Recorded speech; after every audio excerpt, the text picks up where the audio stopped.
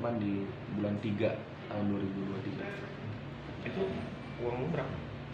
Itu uang sebesar pada saat dilaporkan itu 19.500.000. Kronologi penangkapan sendiri seperti apa? Ya, jadi si inisial S ini kita tadi malam kita sudah lakukan gelar perkara dan kita lakukan penangkapan. Jadi pada saat tersangka berada di satu rumah, kita lakukan penangkapan. Tapi nggak tahu ini milik yang punya bener apa bukan.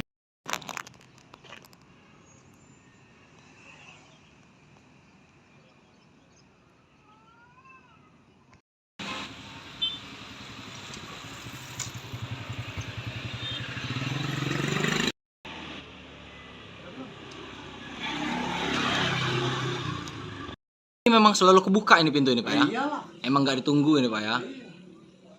Nah, rumah induknya kan yang itu di Batang Jambu. Ya rumah ini.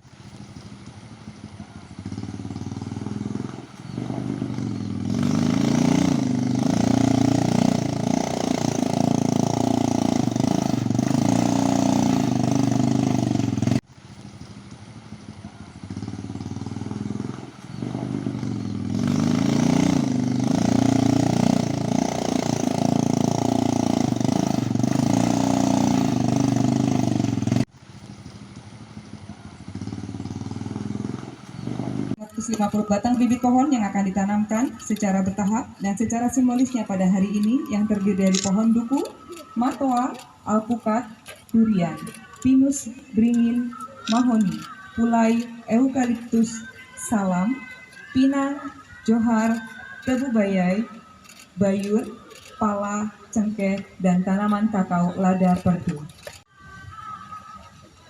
Dilanjutkan dengan penyiraman pohon bersama. Dipersilakan kepada Bapak Ibu untuk dapat di tempat yang telah. Memang ada lebam di bagian perut, itu yang kita tandai. Kemungkinan dari sana penyebab daripada kematian.